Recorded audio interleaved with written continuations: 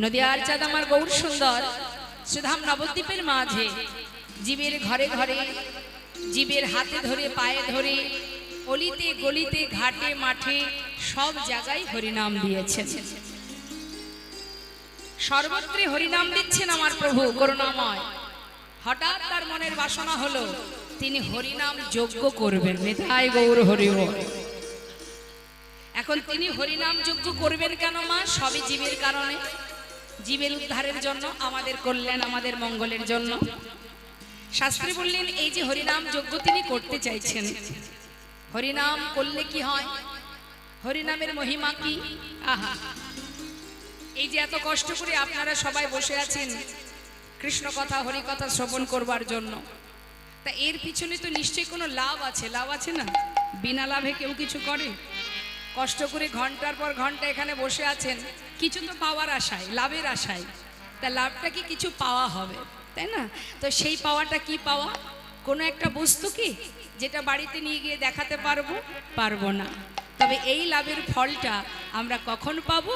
যখন আমরা এই পৃথিবী ছেড়ে আপন গন্তব্যস্থলে পৌঁছাবো। নেতায় গৌর হরি। তখন আজকের দিনে যে সুকর্ম, যে কর্মটুকু আপনি করছেন, লীলা শ্রবণ করছেন, হরিনাম শ্রবণ করছেন, আপনার চিত্তটাকে হরিনামের হরিনামের মধ্যে নিজেকে ডুবিয়ে রেখেছেন, এই যে এর যে ফলটা সেটা সেদিন পাবেন। তা হরিনাম করলে কি হয়? শাস্ত্রে বললেন, মহাজন বলছেন, দান ব্রত তপ তীর্থ ক্ষেত্রাদি নাঞ্ছা যায় স্থিতা শক্তয় দেব মহাতাং সর্ব পাপ হর শোভা রাজস্ব অশ্বমেধানাং জ্ঞান আধ্যাত্ম বস্তুন আকৃষ্ট হরিনামে স্থপিত শেষ নামেশ। অর্থাৎ আমাদের ইহ জগতে কিছু কিছু শুভ কাজ আছে, ভালো কাজ যাকে বলে, সুকর্ম। দান করা, ব্রত করা, যজ্ঞ করা, মনে করুন ধ্যান করা, তীর্থে যাওয়া, বস্ত্রদান, অন্নদান, এগুলো ভালো কাজ তো মা। গণেশ পূজা, লক্ষ্মী পূজা, কেউ বা শক্তি সাধনা করে, আবার কেউ দেখবেন গণেশ পূজা করে, কেউ বা আবার কালী পূজা করে, কালী মা কালীকে ভালোবাসে। তো এই যে প্রত্যেকটা শুভ কাজ আছে আমাদের সমাজে, যত রকমের ভালো কাজ আছে, এই ভালো কাজ করলে যে সুফল আমরা পাই, শাস্ত্রে বললেন প্রত্যেকটি ভালো কাজের আলাদা আলাদা ফল আছে। কিন্তু কোনো জীব যদি হরিনাম মহামন্ত্র জপ করে, তাহলে জগতে যত রকমের শুভ কাজের সুফল আছে, প্রত্যেকটি শুভ কাজের ফল এক হরিনামেই লাভ করা যায়। নিতাই গৌর হরি বল হরি। তার মানে কেউ যদি হরিনাম করে তাতে সব রকমের ফল আমরা লাভ করতে পারবো। তাই তুমি যে কর্মই করো না কেন, নাম ছাড়া কলিজীবের নাহি আর ধর্ম, সর্বধর্ম সার নাম এই শাস্ত্র মর্ম। হরিনাম মহামন্ত্র জপ করো, হরিনাম মহামন্ত্র যেভাবেই করো না কেন, ইচ্ছায় করো অনিচ্ছায় করো, হেলায় বা শ্রদ্ধায় যে বা নাম লয়, ক্রমে ক্রমে কৃষ্ণ ভক্তির হয় উপচয়। কৃষ্ণ গালি দিতে কেউ যদি করে কৃষ্ণ নাম উচ্চারণ, সেই নাম হয় তার মুক্তির কারণ। দেখবেন অনেকে যারা নাস্তিক ব্যক্তি, হরে কৃষ্ণ মাগো, যারা পাষণ্ড, যারা ভগবানকে ভালোবাসে না, হ্যাঁ, ভগবানের নাম শুনলেই তার জ্বালা উঠে যায়, রাগ হয়, সব শুনতে রাজি, ভগবানের নাম শুনতে রাজি নয়। এরকমও ব্যক্তি জগতে আছে। এই ধরনের যারা আছে জগতে, তারা দেখবেন সাধুদেরকে দেখলে ব্যঙ্গ করে। তো ব্যঙ্গ কিভাবে? জয়নিতাই, মানে এটা কিন্তু সে ব্যঙ্গ করছে সাধুকে। কিন্তু শাস্ত্রে বললেন কাউকে গালি দিতেও যদি কৃষ্ণ নাম মুখে বলা হয়, সেই নামই তার মুক্তির কারণ হয়ে দাঁড়ায়। নিতাই গৌর হরি বল। অর্থাৎ তুমি যেভাবেই বলো তাতে উপকার। কিছু কিছু জায়গার নাম আছে ভগবানের নামে, যেমন মনে করুন কৃষ্ণনগর, গোপালনগর, বিষ্ণুপুর, অর্জুনপুর, আছে না? আছে তো, বাপরে বাপ। তা এখানকার নাম কি? শ্রীরামপুর। তার মানে এখন এই যে জায়গার নাম কি? ভগবানের নামে, তাই তো? এখন আপনার ইচ্ছাই হোক অনিচ্ছাই হোক, আপনি তো বলবেন চল যাই শ্রীরামপুরে বা কৃষ্ণনগর, বা গোপালনগর, গোবিন্দপুর যেতে পারি, বলতেই পারি। এই যে নিত্য আমরা বলবো চল যাই কৃষ্ণনগর, চল যাই গোপালনগর, এই যে বলবো কৃষ্ণ কৃষ্ণ কৃষ্ণ কৃষ্ণ, শাস্ত্রে বললেন যেভাবেই বলো নামের একটা ক্রিয়া কাজ করবেই করবে। তাই গৌর হরি বল হরি বল। কখনো দেখবেন আগেকার সময়ে মা বাবারা ছেলে মেয়ের নাম রাখতো ভগবানের নামে, এখন না হয় রাখে না, এখন একটু আপডেট হয়েছে তো, এখন আর ভগবানের নামে রাখে না, বলে ওসব পুরানো হয়ে গেছে। এখন নিত্য নতুন নাম বেরিয়েছে না, এই সবটাও কি বাবা দেশি নাম নয়, সব বিদেশি নাম, জনি বনি রনি রাখে না। এখন আর ভগবানের নামে রাখে কেউ? এখন সব বিদেশি নাম, বলে ওসব নাম চলবে না, ব্যাকডেটেড। নিত্য নতুন নাম। তা দেখুন নামেরও একটা মহিমা আছে মা। আপনি সন্তানের নাম রাখবেন ভগবানের নামে, তার একটা ক্রিয়া হবে না? অবশ্যই হবে। এই যে জিহবা, এই জিহবাতে তুমি যেটা বলবে সেটারই কাজ আছে। হ্যাঁ, যেটা বলবে সেটারই কাজ। মনে করুন যারা তেঁতুল খেতে ভালোবাসে, যদি মুখের সামনে তেঁতুল শব্দটা বারবার উচ্চারণ করা হয়, জিহবাতে জল চলে আসে কি?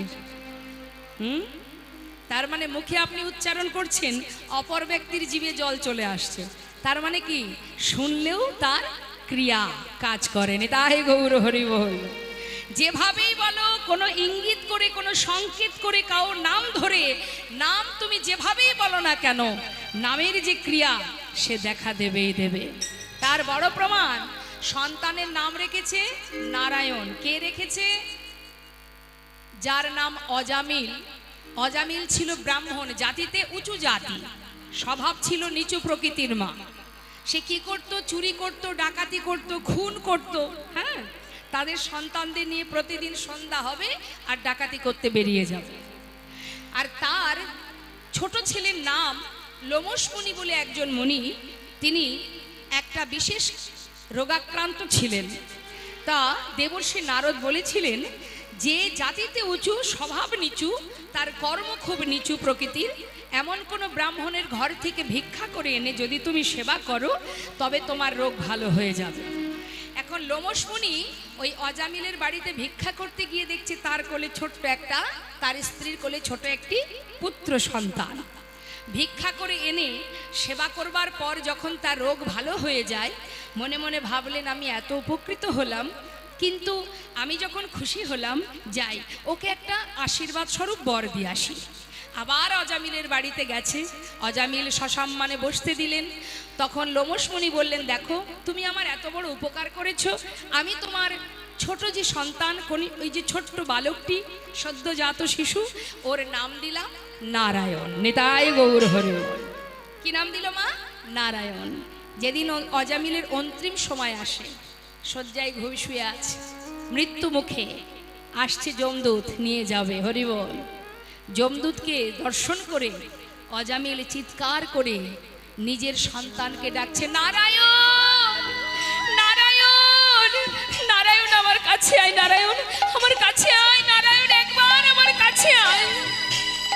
আর্তনাদ করে ডাকছে। তো দেহের যতটুকু শক্তি আছে সেই শক্তিটুকু প্রয়োগ করে চিৎকার করে নারায়ণ নারায়ণ বলে যখন ডাকছে, বৈকুণ্ঠের নারায়ণের সিংহাসন টলে গেছে। কেন বাবা?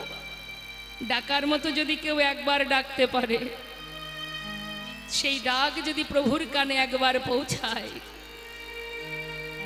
সারা জীবন ডাকতে হবে না। যে অজামিল সারা জীবন ভগবানকে ভালোবাসেনি, নিজের পুত্রকে যেই না ডেকেছে, বিষ্ণু লোক থেকে দূত পাঠিয়ে দিয়েছে সোনার সিংহাসন দিয়ে অজামিলকে নিয়ে যাবার জন্য। জিজ্ঞাসা করছে যমদূতদের, তোমরা কেন এসেছো? বলছে ওকে নিয়ে যাব বলে এসেছি। দেখতে পাচ্ছ না কার নাম করছে? তখন যমদূত বলছে, ও তো নিজের সন্তানের নাম ধরে ডাকছে, ও তো সেই বৈকুণ্ঠের নারায়ণকে ডাকছে না, তার ছেলের নাম নারায়ণ, তাই সেই ছেলেকে ডাকছে নারায়ণ কাছে আয় বলে। তখন বিষ্ণুদূত বলে উঠলেন, দেখো সে যার নাম ধরেই ডাকুক না কেন, সন্তানকে ডাকুক আর যাকেই ডাকুক, নামটা তো নারায়ণ। এই যে মুখে উচ্চারণ করছে জিহ্বায়, অন্তিম মুহূর্ত নারায়ণ নারায়ণ বলে ডাকছে, এর জন্য ওর সমস্ত পাপ দূর হয়ে গেছে। ওকে আমরা নিয়ে যাব বিষ্ণু লোকে। নিতাই গৌর হরি বল হরি বল। তাই মা যে কোনো কাজ করতে গেলে অনেক ভেবে চিন্তে করতে হয় যে কোনটা করলে কি ফল হতে পারে। সঠিক কর্ম করো, সৎ পথে চলো, সৎ সঙ্গ করো, অসৎ সঙ্গ করো না। সন্তানের নাম রাখো ভগবানের নামে। কৃষ্ণ পদে মতিগতি করাতে গেলে কিছু কিছু আমাদের কর্ম আছে যেগুলো করতে হয়। বৈষ্ণব মহাজন বললেন, হরিনামের এমনই মহিমা, হেলায় বা শ্রদ্ধায় যেবা নাম লয়, ক্রমে ক্রমে কৃষ্ণ ভক্তির হয় উপচয়। তুমি যেভাবেই বলো, ইচ্ছা নেই। লক্ষ্য হীরা এসেছিল হরিদাসকে ভণ্ড বলে প্রমাণ করতে, তার উদ্দেশ্য ছিল হরিদাসকে ভণ্ড বলে প্রমাণ করবে, কিন্তু তাকে ভণ্ড বলে প্রমাণ করতে গিয়ে নিজে, তার তো ইচ্ছা ছিল না। কানের মধ্যে হরিনাম ঢুকছে, তো নাম শুনতে শুনতে কখন যে নিজেই নামের মধ্যে ডুবে গেছে নিজেও জানে না। নিতাই গৌর হরি বল। তাই মা, এই যে সাউন্ডের মাধ্যম দিয়ে আমাদের এই হরিনাম কৃষ্ণ নাম যত দূর পর্যন্ত যাচ্ছে, কেউ মুখে বলুক বা না বলুক, একটুও যদি শ্রবণ করে তার হৃদয় মাঝে কৃষ্ণ প্রেমের উদয় হবেই হবে। নামের এমনই মহিমা, যেভাবেই বলো না কেন তার ক্রিয়া আছে। তাই আজ করুণাময় প্রভু আমার স্থির করলেন যে ঘাটে মাঠে হাতে পায়ে সব জায়গায় হরিনাম দিয়েছি। পায়ে ধরে হরিনাম দিয়েছি, হাতে ধরে হরিনাম দিয়েছি, ধোলাই গড়াগড়ি দিয়ে হরিনাম দিয়েছি, সুরধ্বনি গঙ্গার পাড়ে দুহাত তুলে হরিনাম দিয়েছি। এবার বনে বাসনা সুরধ্বনির তীরে হরিনাম যজ্ঞ করব। আহা, এখন তিনি যজ্ঞ করবেন বলে সিদ্ধান্ত নেবেন দাদার কাছ থেকে। আমরা যদি বাড়িতে কোনো শুভ কাজ করি, আমরা কার কাছ থেকে পরামর্শ নেই? যারা বাড়ির গুরুজন আছে, তাই না? তো এখন গৌরহরির সিদ্ধান্ত করবেন, তিনি যজ্ঞ করবেন। এখন কার কাছ থেকে পরামর্শ নেবেন? সে কি করেছে? দাদা নিত্যা নন্দ সনে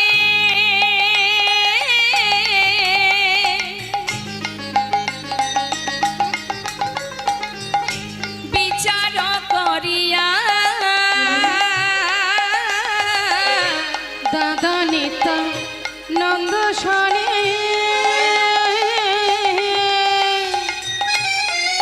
দেখো বিচার করিয়া, পরামর্শ করিলা, পরামর্শ করিলা, কি করিতে হবে দাদা পরামর্শ করিলা, কি করিতে হবে দাদা পরামর্শ করিলা। নিমন্ত্রণের লাগি প্রভু শ্রীবাসে পাঠাইলা, দেখো নিমন্ত্রণ লাগি প্রভু শিবাসী পাঠাইল। দাদা তুমি বলে দাও, আমি হরিনাম যজ্ঞ করব, কিভাবে করতে হবে, কি কি কাজ আছে? গৌরহরি কি জানে না মা? তিনি তো ভগবান, তিনি তো ভগবান, তিনি তো সবই জানে, কিন্তু নিজে আচরণ করে জীবকে শিক্ষা দিচ্ছেন। নিতাই চাঁদ বলছে, নিমাই তুই যদি হরিনাম যজ্ঞ করতে চাস, সবার আগে শ্রীধাম নবদ্বীপে এই নদিয়ার মাঝে যত সাধুগুরু বৈষ্ণব আছে সবাইকে নিমন্ত্রণ করতে হবে। নিতাই গৌর হরি বল। সর্বত্র নিমন্ত্রণ করতে হবে, কাউকে বাদ দেওয়া যাবে না, সবাইকে নিমন্ত্রণ করতে হবে, সাধুগুরু বৈষ্ণবকে। মহাজন বলছেন, বৈষ্ণবের চরণ রজ অবনীর সুখ সম্পদ, শুনো ভাই দিয়া এক মন, আশ্রয় করিয়া ভজে তারে কৃষ্ণ নাহে ত্যাজে, আর সব মরে অকারণ। বৈষ্ণবের চরণ জল কৃষ্ণ ভক্তি বল, আর কিছু নাহি বলবন্ত। বৈষ্ণবের চরণ রেণু মস্তকের ভূষণ বেনু, আর নাহি ভূষণের অন্ত। মহন্তের স্বভাব হয় তারিতে পামর, নিজ কার্য নয় তবু জান পর ঘর। যাও, বৈষ্ণব ছাড়া কি যজ্ঞ সম্ভব? সাধুগুরু বৈষ্ণবকে নিমন্ত্রণ করতে হবে, কাউকে বাদ দেওয়া যাবে না। এখন নিমন্ত্রণের দায়িত্ব কাকে দেব দাদা? ওমা চিন্তা করছে গৌরহরি, নিমন্ত্রণের দায়িত্ব কাকে দেওয়া যায়? বলছে নবদ্বীপে একজন আছে যে সমস্ত অলিগলি চেনে। কে সে? না শ্রীবাস পণ্ডিত। নিতাই গৌর হরি বল। এখন শ্রীবাস পণ্ডিত দাপর যুগে কে ছিল বলুন তো? জোরে বলুন। কলিযুগে শ্রীবাস, দাপরে কে ছিলেন? কে বললেন? এদিক থেকে এদিক শব্দ পেলাম, কেউ যেন বললো কিছু। মায়েরা জানেন না তো? হ্যাঁ, দেবর্ষি নারদ, হ্যাঁ একটু জোরে বললেই তো হয়। দেবর্ষি নারদ কলিতে হয়েছে শ্রীবাস পণ্ডিত, বলছে নিমন্ত্রণের দায়িত্বটা শ্রীবাসকে দিয়ে দাও, কারণ সমস্ত নদীয়ার অলিগলি সবই শ্রীবাস চেনে। যাক, এখন নিতাই চাঁদ বলছে শ্রীবাস নিমন্ত্রণ তো করতে হবে, নিমন্ত্রণের নিয়ম জানো?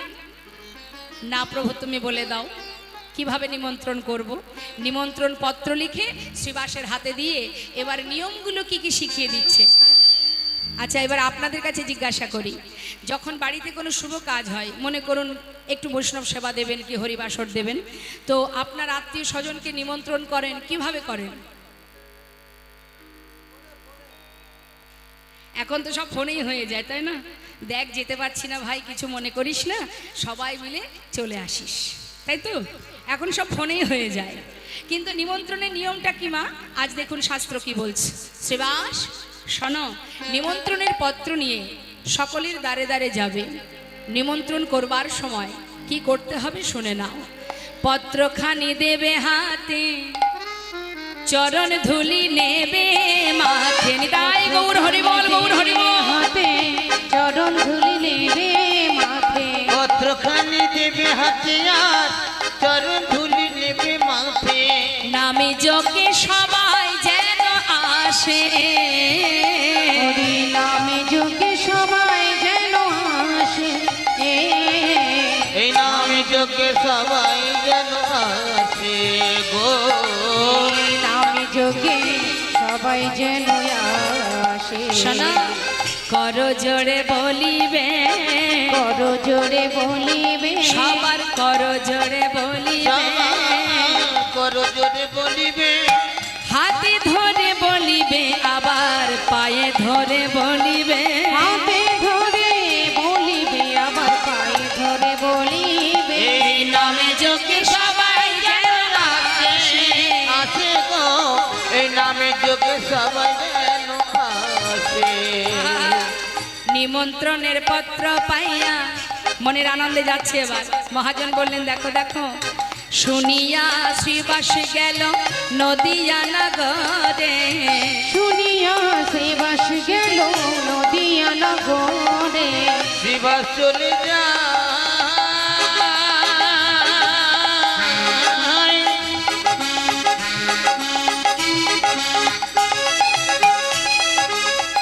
ওই দেখ নদীয়ার পথে পথে,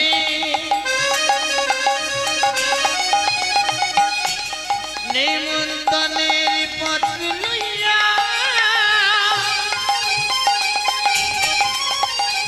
শিবাস চলে যায় গো।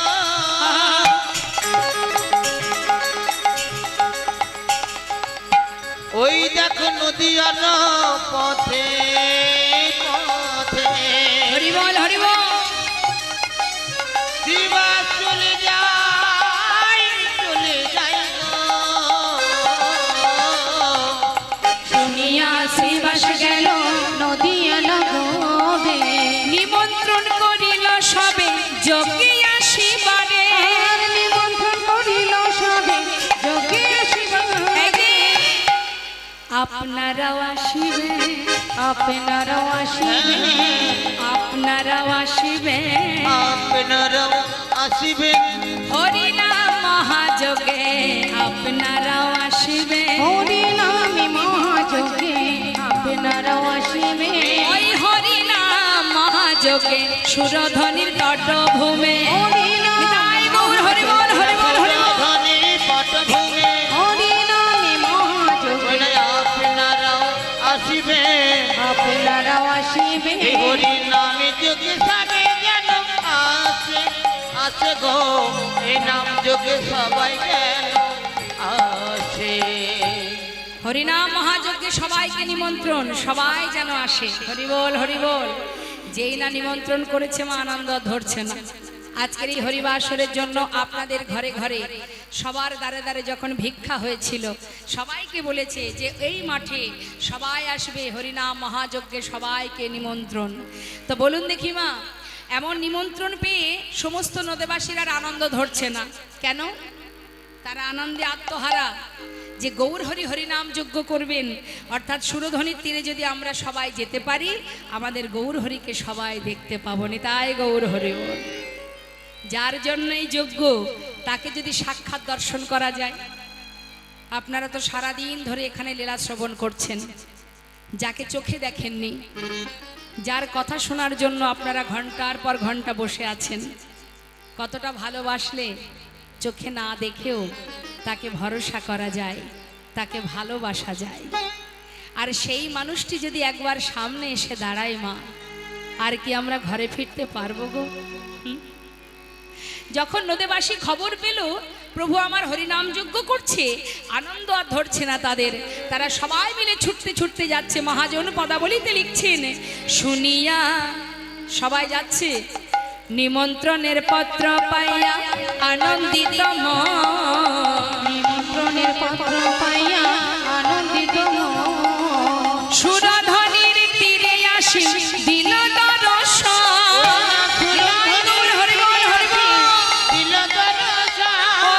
সুরধ্বনির তীরে আসি দিল দর্শন, সুরধ্বনির তীরে আসি দিল দর্শন, আনন্দ ধরে না, আনন্দ ধরে না, আনন্দ ধরে না, আনন্দ ধরে না। আজি গৌর বদন হেরবে বলে আনন্দ ধরে না, আজ গৌর বদন হেরবে বলে আনন্দ ধরে না, আজি গৌর বদন হেরবে বলে হরি হরি হরি বলে, গৌর বদন হরি বল, হরি হরি হরি বলে, গৌর বদন হেরবে বলে আনন্দ ধরে না, ওই না সুরধ্বনি তীরে আসি দিল দর্শন।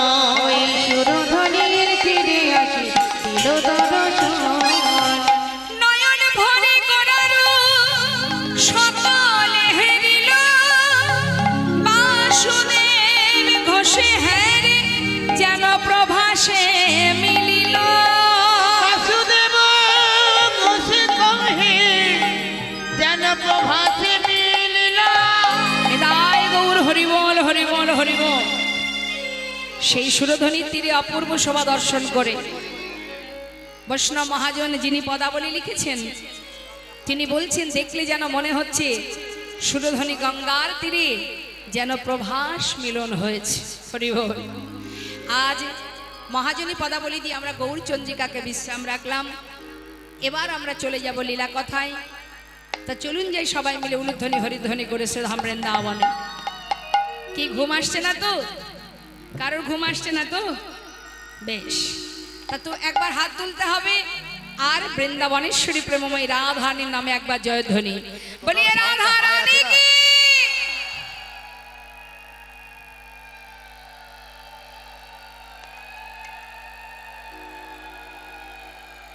আমার মনে হচ্ছে উলুধ্বনিটা আরো জোরে হবে। সবাই তো দিচ্ছেন না, কি হয়েছে? দেখুন এই যে উলুধ্বনি, উ আর লু দুটো অক্ষর, এর মধ্যে রাধা কৃষ্ণ দুজনে বিরাজ করে। উতে আছে রাধা রানী, লুতে নীল কান্তমণি, তাই সবাই করো যুগল ধ্বনি। তাই যদি আপনারা উলুধ্বনি করেন তাতে কিন্তু রাধা কৃষ্ণের যুগল ধ্বনি হয়ে যায়। হ্যাঁ, তাই আমরা বলবো সবাই মিলে আপনারা উচ্চস্বরে উলুধ্বনি হরিধ্বনি করবেন। চলুন যাই শ্রীধাম বৃন্দাবনে, একবার দুটি বাহু তুলে রাধে রাধে।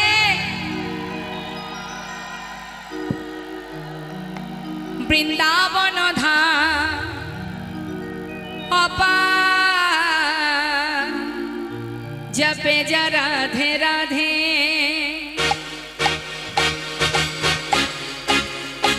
রাধে শ্যাম, হাতে তালি দিয়ে।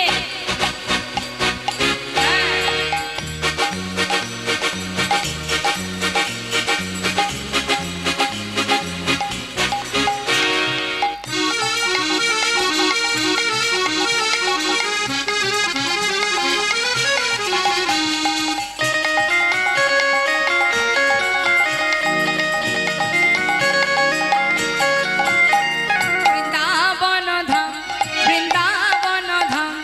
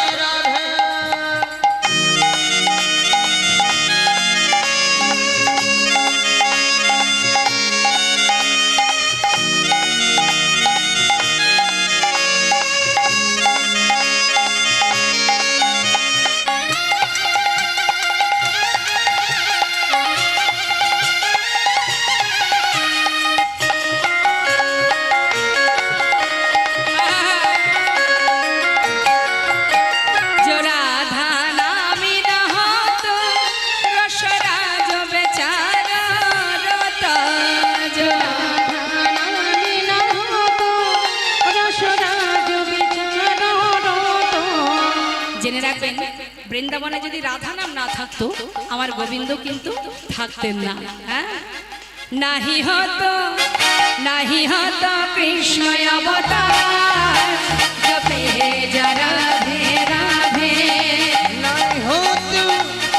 नहीं होतु कृष्ण अवतार जपे जा राधे राधे। বৃন্দাবন ধাম অপার জপে যা রাধে রাধে। ভজে যা রাধে রাধে, हाय जपे जा राधे राधे। ভজে যা রাধে রাধে। जपे जा राधे राधे। बोलिए राधा रानी की, वृंदावन धाम की, बांके बिहारी लाल की। राधे श्याम जय राधे राधे। सुधा বৃন্দাবন আমরা একটু জানবো ভগবান কৃষ্ণ প্রভাস নদীর তীরে যজ্ঞ করেছিলেন, তার কারণটা কি ছোট করে একটু জানবো মা। কিছু কিছু কারণ আছে, ছোট ছোট করে একটু আমরা শ্রবণ করব। একটু মনটাকে স্থির করবেন, চিত্ত নিবেশ করে আস্বাদন করবেন। প্রভাস নদীর তীরে যজ্ঞ করেছিলেন। প্রভাস নদীটা কোথায়? যেখানে ভগবান যজ্ঞ করেছিলেন সেই নদীটা কোথায়? সেটি হলো গুজরাটে। গুজরাটে একটি জায়গা আছে বাবা, যে জায়গাটির নাম সৌমতীর্থ। সেখানে একটা দেবাদিদেব মহাদেবের বিগ্রহ সেবা হয়। সেই মহাদেবের নাম হচ্ছে সোমনাথ। সোমনাথের নাম অনুসারে সেই জায়গাটির নাম সৌমতীর্থ।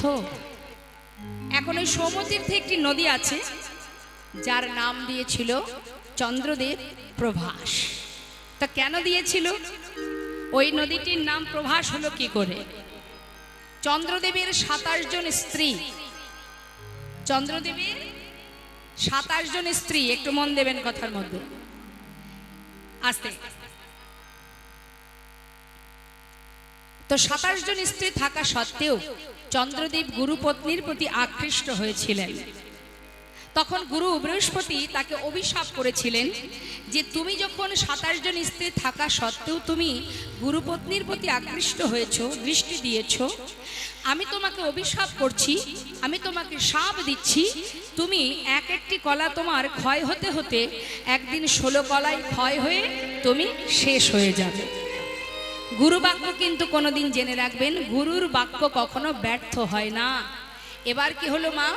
চাঁদের কলা 15 কলা 16 কলা, এখন একটা একটা করে কলা ক্ষয় হচ্ছে প্রতিদিন। ক্ষয় হতে হতে যখন আর একটি কলা বাকি আছে, ওই 27 জন স্ত্রী তারা যাচ্ছেন দেবাদিদেব মহাদেব ভোলানাথের কাছে স্বামীর প্রাণ ফিরে পাওয়ার জন্য। মহাদেব কৈলাসে বসে বসে নির্জন স্থান মনের আনন্দে বসে বসে ধ্যানে মগ্ন, আর 27 জন স্ত্রী তারা যাচ্ছে চন্দ্রদেবের স্ত্রী। এখন সম্পর্কে ভোলানাথ মানে ভোলানাথের যে সহধর্মিনী মা পার্বতী এই 27 জন যে রমণী তাদের সম্পর্কে দিদি হন। তাহলে ভোলানাথ কি হবে? সম্পর্কে কি হবে? জামাইবাবু। এখন কৈলাসে মহাদেব ধ্যানে মগ্ন, 27 জন শালী গিয়ে উপস্থিত, চিৎকার করে ডাকছে জামাইবাবু, জামাইবাবু, ও জামাই বাবু। ভোলানাথ চিন্তা করছি, ভেবেছিলাম এই পর্বতের মাথায় কেউ এসে আমাকে জ্বালাতন করবে না।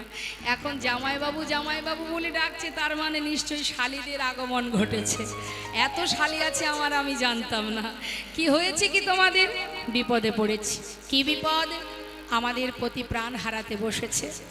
তাই একটা উপায় খুঁজবার জন্য, একটি উপায় পাওয়ার লাগিয়ে আসা। ভোলানাথ বললেন বুঝতে পেরেছি, বিপদে পড়লেই সবাই আসে আমার কাছে। তা তোমাদের বিপদ কি? পতিকে হারাতে হবে। এক কাজ করো, আমার মাথায় যে জটা আছে, জটার মধ্যে গঙ্গা আছে, এর মধ্যে যদি তোমার স্বামীর একটা কলাও বেঁচে থাকে, সেটাকে আমার এই গঙ্গার মধ্যে রেখে যাও। এটা হচ্ছে অভিশাপ প্রুফ। যেমন ওয়াটার প্রুফ আছে না, ওই ঠিক ওয়াটার প্রুফের মতো এটা হচ্ছে অভিশাপ প্রুফ। এর মধ্যে যদি কাউকে রাখা হয়, তার কোনো অভিশাপই আর কাজে লাগবে না। তা দেরি না করে স্বামীর ওই একটি কলা আমার মাথায় গঙ্গার মধ্যে রেখে তোমরা চলে যাও গুরুদেবের কাছে। সেখানে গিয়ে স্বামীর প্রাণ ফিরে পাওয়ার জন্য তার চরণ ধরে পড়ে থাকো। 27 জন স্ত্রী দেরি না করে স্বামীর একটি কলা ভোলানাথের মাথায় রেখে চললেন বৃহস্পতি গুরুদেবের কাছে। দেখেছেন তো মা ভোলানাথের মাথায় চাঁদের একটা কলা থাকে, হ্যাঁ ওই সেই কলা।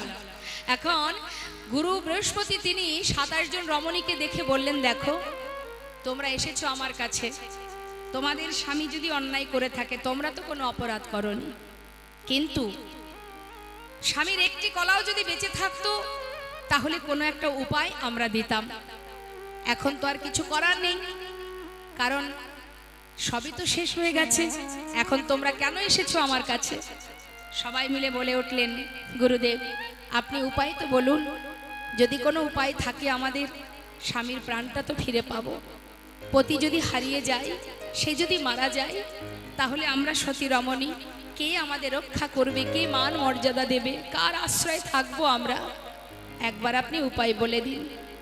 তখন গুরুদেব বললেন, এক কাজ করো, যদি একটি কলাও বেঁচে থাকে তাহলে ওই যে সৌমতীর্থের নদী আছে, ওই নদীতে যদি তাকে স্নান করাতে পারো, তাহলে পুনরায় তোমার প্রতি আবার পুণ্য যদি ফিরে পাবে। এই কথা শুনে দেরি না করে ভোলানাথের মাথা থেকে সেই একটি কলা নিয়ে যখন সেই নদীতে স্নান করালো, আবার পুনরায় পুণ্যজ্যোতি ফিরে পেল চন্দ্রদেব। আশীর্বাদ স্বরূপ বলে উঠলেন, ওরে তোর কারণে যখন আমি আবার পুনরায় পুণ্যজ্যোতি ফিরে পেয়েছি, আজ আমি তোকে আশীর্বাদ স্বরূপ নাম দিলাম, তোর নাম প্রভাস। প্রভা যুক্ত আস, পুনরায় আবার আমি নিজেকে ফিরে পেয়েছি, তাই তোর নাম হলো প্রভাস।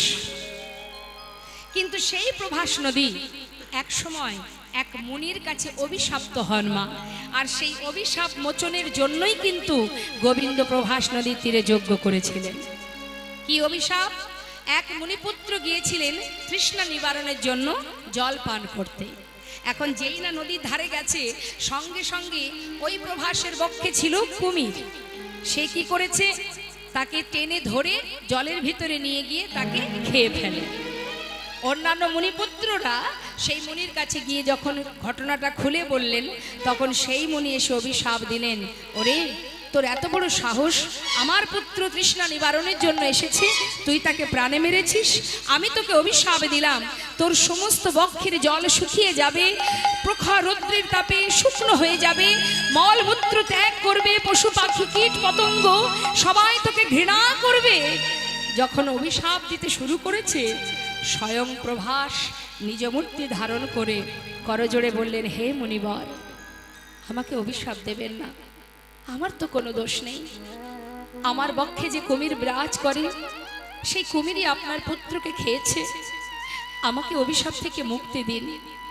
তখন সেই মুনি আশীর্বাদ স্বরূপ জানালেন, তবে শোন, অভিশাপ যখন দিয়েছি অভিশাপ লাগবে, কিন্তু আশীর্বাদ করে গেলাম, যেদিন তোর এই প্রভাস নদীর জল নিয়ে ভগবান অনাদি আদি কৃষ্ণচন্দ্র স্বয়ং রাধারানীর চরণ ধৌত করবে, সেই দিনই তুই মুক্তি পাবি, তার আগে নয়। নিতাই গৌর হরিবল হরিবল। তাই প্রভাস নদীর তীরে ভগবান যজ্ঞ করেছিলেন। শুধু বাবা এটাই কারণ নয়, আরো কারণ আছে মা।